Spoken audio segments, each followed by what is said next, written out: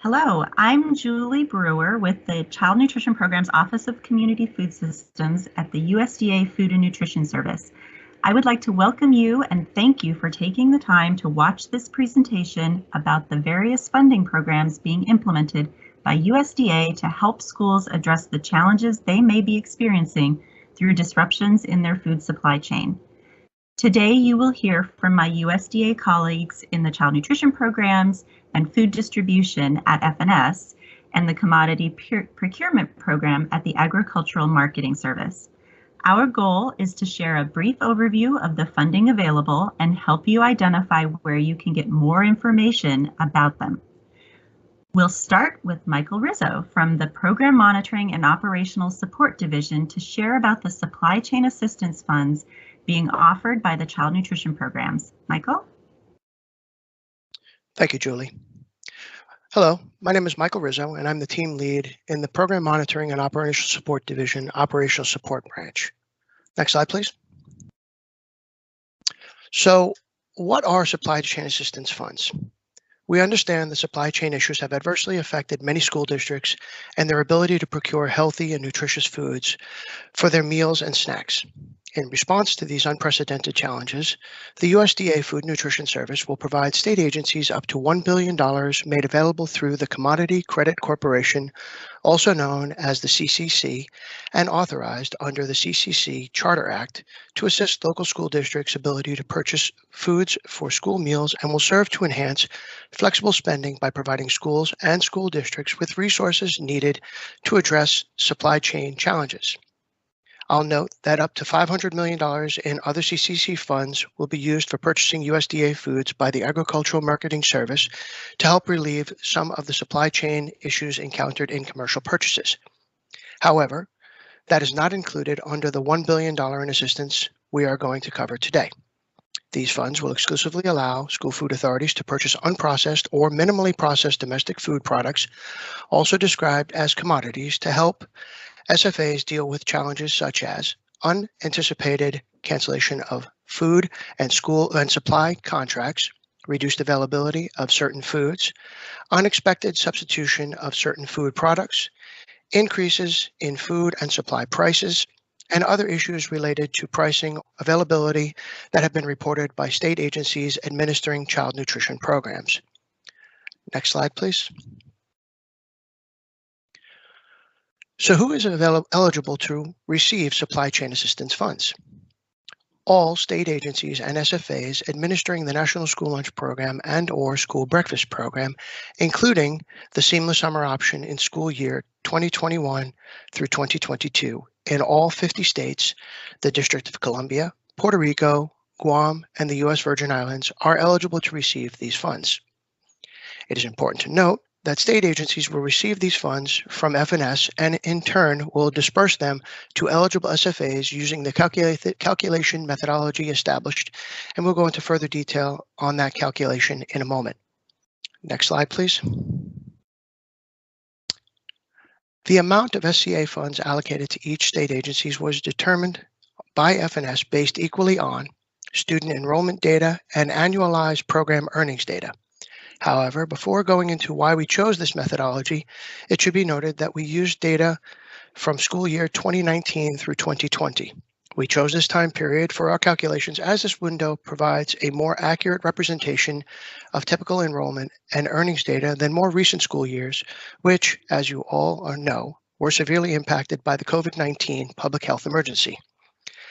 The purpose of drawing equally from both student enrollment and program earnings data was to more effectively balance the influence of multiple key school meal program metrics by reflecting both the maximum populations that could potentially be served, which is especially important to capture during the current school year when all children have access to free school meals, as well as targeting SCA relief funds towards states with larger percentages of students eligible for both free and reduced price meals, where participation is likely to remain highest. Once state agencies accept their allocation of SCA funds, the state agencies will disperse their formula calculated payments to eligible SFAs. At this time, we anticipate that the funding allocations will be available to state agencies no later than the first week of January via a standard FNS 529 award package. This package will contain applicable terms and conditions regarding SCA funds, and state agencies will work with their regional office grants management team to facilitate the award process so that payments can be made as soon as possible. In order to expedite the process of making payments to SFAs, state agencies should claim their SCA funding by January 31st, 2022. Next slide, please.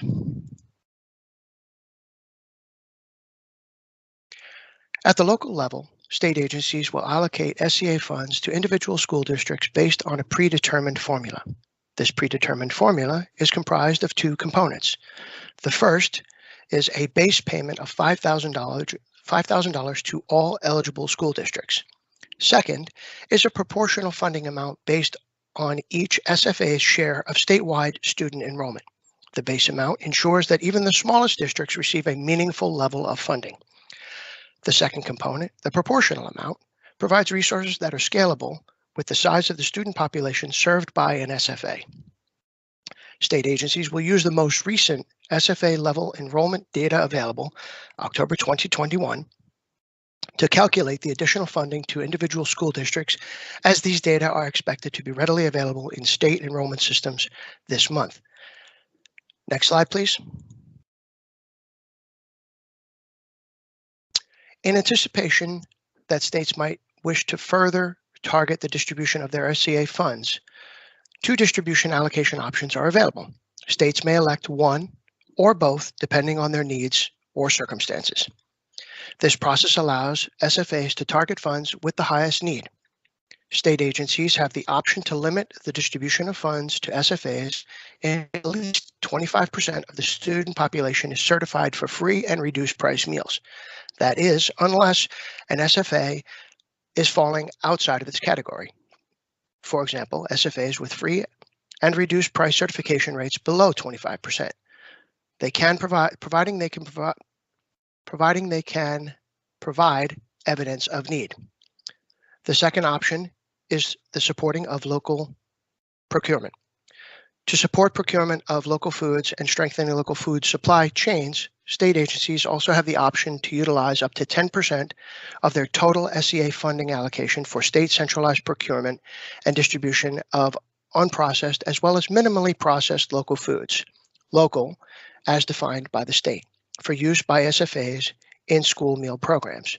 These local foods may be distributed to SFAs at the state agency's discretion. Next slide, please.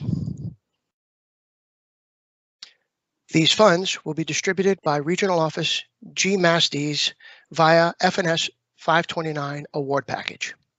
Some, if not all, state agencies may have already received their packages from their regional offices. State agencies should sign and return these documents to the regional offices no later than January 31st, 2022. The fully executed FNS 529 and the signed terms and conditions document will serve as the official agreement.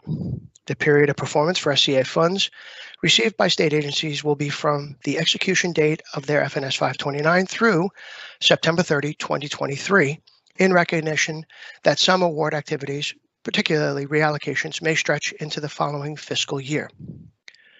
Next slide, please. For the purposes of accountability, oversight, reporting, and record keeping, all state agencies will be required to develop and provide an attestation statement to all SFAs that would receive SCA funding. This statement ensures that the SFA is experiencing a supply chain disruption as well as associated financial difficulties.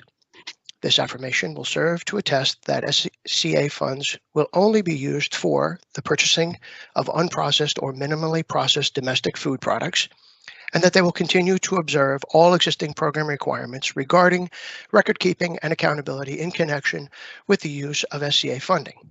Please note, this attestation step is an eligibility requirement to receive SCA funds.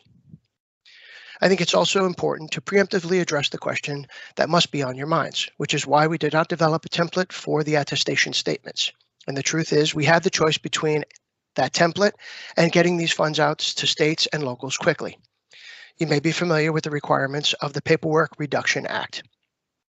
Getting a template through the PRA clearance would have added weeks, if not months, to our release timeline, and we hope that you will agree that that would not have been acceptable given the pressing circumstances faced by the local level operators right now. So instead, what we offer is what we hope is a clear and relatively understandable set of instructions for what needs to be included in your assurance form. We hope that this approach might come with the ancillary benefit of being able to format and distribute in whichever way makes the most sense for your state.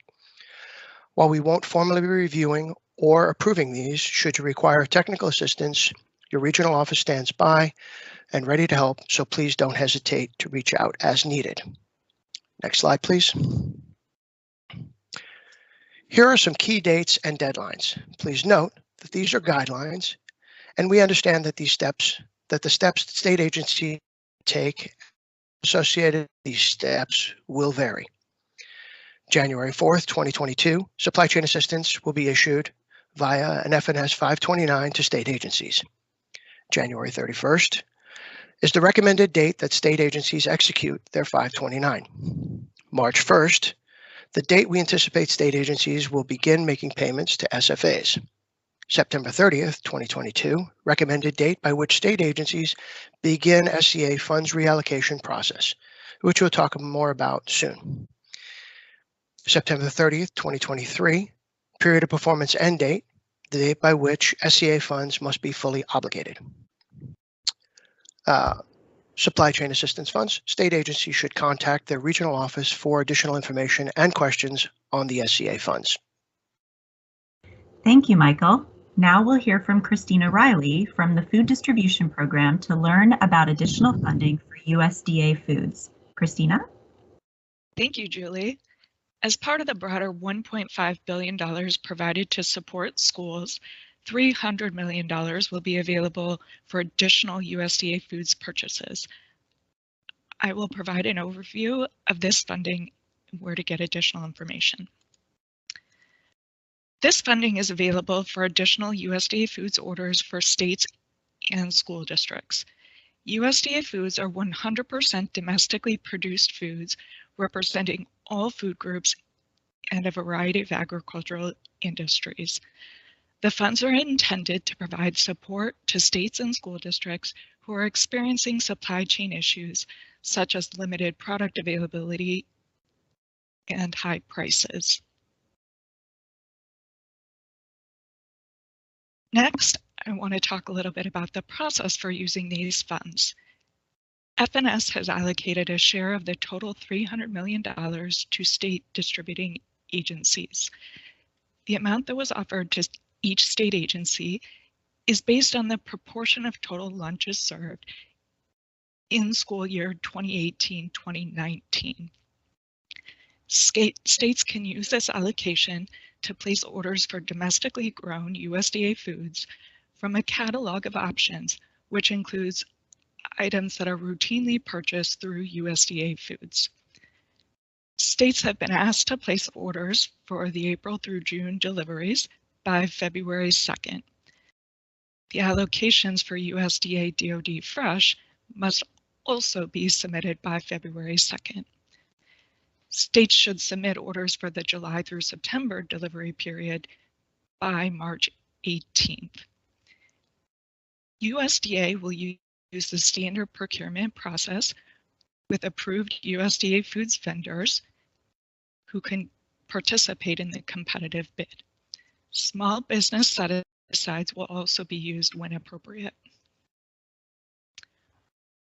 We understand that different stakeholder groups may have follow-up questions about this funding. Since there are a variety of stakeholders involved in this funding, we have listed the appropriate point of contact depending on your role in the process. Vendors who are interested in how to become a USDA foods vendor should visit the AMS Selling Food to USDA website for more information. Approved USDA foods vendors who would be interested in selling product for this program should view the solicitation announcements through the AMS website. State agencies with questions about funds or placing orders should contact the appropriate FNS ordering specialist, or you can email USDA Foods at usda.gov. Schools who are interested in more information should contact your state agency. The state agency can share information about what foods are expected and when they expect to receive them. Thank you, Christina. Our final speaker today is David Munford from the Commodity Procurement Program, who will share about the Local Food for Schools and the Local Food Purchase Assistance Programs. David? Thank you, Julie. My name is David Munford, and I am co-lead for 2 financial assistance programs that will be managed by the Agricultural Marketing Service Commodity Procurement Program. Today, I'll be providing a high-level overview of the Local Food for Schools Cooperative Agreement Program, or LFS, and the Local Food Purchase Assistance Cooperative Agreement Program, or LFPA. Let's begin with the Local Food for Schools program. Next slide. The intent and purpose of the Local Food for Schools program will be to maintain and improve food and agricultural supply chain resiliency through the award of non-competitive cooperative agreements. The cooperative agreements will allow state governments to procure and distribute local and regional foods and beverages that are healthy, nutritious, and unique to their geographic area for distribution through the National School Lunch Program. Agreement holders will target purchases from socially disadvantaged producers and distribute to schools. Applications for the Local Food for Schools program will be accepted from state agencies only. There will only be 1 cooperative agreement awarded per state. Next. For more information and updates regarding the Local Food for Schools program, interested participants are encouraged to visit the Local Food for Schools website.